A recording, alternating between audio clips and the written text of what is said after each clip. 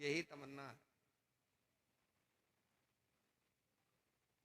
मेरे सरकार पूरी कायनात के आका व दाता जनाब मोहम्मद रसूलुल्लाह सल्लल्लाहु ताला अलैहि वसल्लम ने इरशाद फरमाया, जब कोई बंदाए मोमिन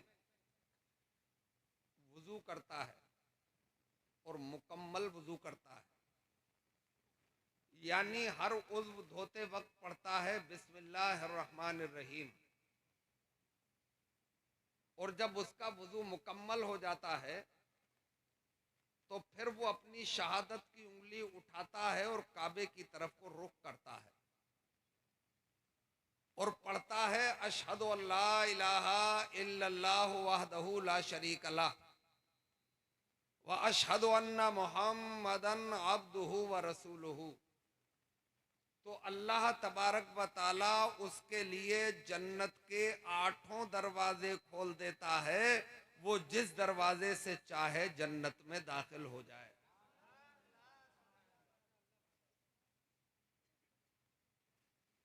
और फरमाया मुस्तफ़ा जाने रहमत ने, वो हौलनाकियों वाला दिन,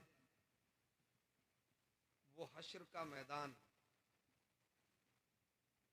वो कयामत का दिन जिसको कहते हैं कयामत, हश्र जिसका नाम है, दर हकीकत तेरे दीवानों का जश्न आम है।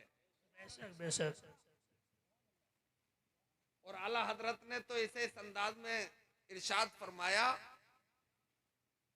फकत इतना सबब है इनेकादे बज़्म महशर का, फकत इतना सबब है इनेकादे बज़्म महशर का कि उनकी शान महबूबी दिखाई जाने वाली है। सुभान अल्लाह सुभान अल्लाह। और हम तो इतना कह के आगे बढ़ेंगे कि उन्हीं के जलवे हैं जिसे हम दिन समझते हैं, दिन जिसे हम दिन समझते हैं, ज़िया है तेरे चेहरे की, और जिसे हम रात कहते हैं तेरी जुल्फों का साया है। सुभान अल्लाह सुभान अल्लाह। वो फरमाते हैं कि जब जमीन तांबे की हो जाएगी, सूरज सवा नेज़े पर आ जाएगा, मेरे मानने वालों के आसारे वुजू ऐसे चमक और दमक रहे होंगे कि उनकी चमक के सामने 14वीं रात के चांद की चमक भी फीकी पड़ जाएगी। सुभान अल्लाह। और मैं इसी निशानी से अपने मानने वालों को पहचानूंगा और जन्नत का टिकट अता कर दूंगा। बेशक सुभान अल्लाह सुभान अल्लाह। मैं अभी वुजू बता रहा हूं, नमाज पे अगली पारी खेलने आएंगे तो बताएंगे। और मुस्तफा ने फरमाया कि जब मुस्तफा मेराज को तशरीफ ले गए ना, जन्नत की सैर फरमा रहे थे, तो हजरत बिलाल हबशी की चट्टियों की आवाज, खड़ाओं की आवाज, यानी चप्पलों की आवाज अपने से आगे आगे सुनी। जब आप मेराज के सफर से वापस हुए तो हजरत बिलाल को तलब फरमाया, बिलाल ऐसा कौन सा अमल करते हो कि जिस अमल के सबब मैंने तुम्हारी चट्टियों की आवाज जन्नत की बहारों में सुनी। बेशक बेशक। हजरत बिलाल ने अर्ज किया, रसूल अल्लाह हम तो आपके गुलाम हैं, हम तो आपके मानने वाले हैं, वही करते हैं जो आप हुक्म दे देते हैं। आप ही ने तो फरमाया था कि जब तुम्हारा वुजू नाकिज हो जाया करे तो वुजू कर लिया करो। सुभान अल्लाह। बेशक सरकार मैं इस पे अमल करता हूं।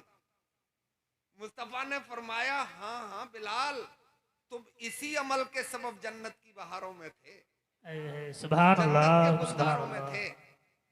ये चंद फजाइल बताए मैंने। अब मैं फराइज पर आता हूं। वुजू में है 4 फर्ज जो कंपलसरी हैं, जरूरी हैं, यकीनी हैं, नस्से कतई से साबित हैं। बेशक हक। यानी कुरान में रब्बे कदीर इरशाद फरमाता है, या अय्युहल्लज़ीना आमनू इज़ा कुमतुम इलस सलाते फगसिलू वुजूहकुम। बेशक ऐ ईमान वालो, जब तुम इरादा करो नमाज का तो धोया करो अपने चेहरों को। बेशक चेहरे की डिफिनेशन क्या है? चेहरे की परिभाषा क्या है? पेशानी के बालों से लेकर और थोड़ी के नीचे तक, एक कान की लो से दूसरे कान की लो तक, इतनी टिकली को चेहरा कहा जाता है। बेशक सुभान धोना अल्लाह। मतलब इतने हिस्से पर पानी का बह जाना, भीग जाना नहीं, पानी का बह जाना। अगर इतने हिस्से में से अगर बाल के नोक की बराबर भी कोई जगह बाकी रह गई तो आपका फर्ज अदा नहीं होगा। बेशक पानी बह जाना जरूरी है, तो ये पहला फर्ज है।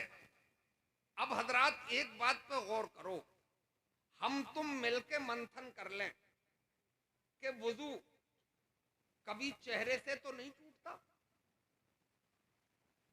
वुजू कभी हाथों से तो नहीं टूटता, वुजू कभी सर से तो नहीं टूटता, और वुजू पैरों से भी नहीं टूटता। ये सब जानते हो कि वुजू कहां से टूटता है। अकल ये कहती है कि वही चीज धुलवाई जाए जहां से वुजू टूटता है, मगर वो चीज नहीं धुलवाई जाती, वो जगह नहीं धुलवाई जाती, धुलवाया चेहरा जाता है। इसमें बड़ी हिकमतें हैं।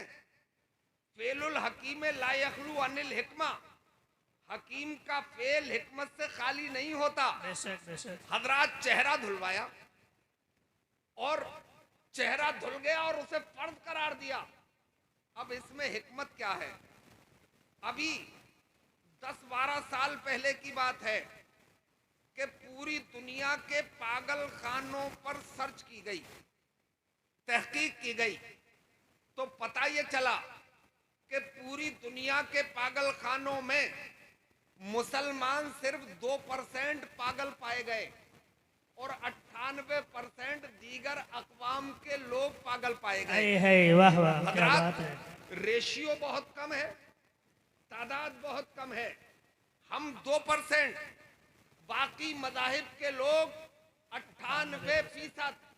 अब तशवीश हुई पूरी दुनिया को, अगर यही रेशियो चलता रहा तो एक जमाना वो आएगा कि पूरी दुनिया पागल हो जाएगी और मुसलमान इस मोहलिक बीमारी से महफूज रहेगा, बगैर किसी लाठी के, बगैर किसी डंडे के, बगैर किसी अणु और परमाणु के, बगैर किसी लड़ाकू विमान के, पूरी दुनिया का हुक्मरान बन जाएगा। इस पे तहकीक करो। मगरबी जर्मनी में दुनिया के टैलेंटेड लोग, दुनिया के हायर एजुकेटेड लोग, वेल एजुकेटेड लोग, उसमें ईसाई भी बैठे, उसमें यहूदी भी बैठे, उसमें बौद्धिस्ट भी बैठे, उसमें मजूसी भी बैठे और उसमें सनातनी भी बैठे। 1 महीने बहसो मुबाहिसा रहा कि आया मुसलमान इतना कम पागल क्यों होता है। 1 महीने के बाद जो रिजल्ट आया, जो नतीजा आया, आप उछल जाएंगे, आपका दिल बाग बाग हो जाएगा, आपकी मुरझाई हुई कलियां खिल उठेंगी। नतीजा ये आया कि मुसलमान इसलिए कम पागल होता है कि वो अपने पैगंबर के बताए हुए तरीके पर दिन में 5 बार चेहरे को धो लेता है। जो अपना चेहरा धोगा फर्ज भी अदा हो जाएगा और मोहलिक बीमारी से हिफाजत भी हो जाएगी। सुभान अल्लाह सुभान अल्लाह।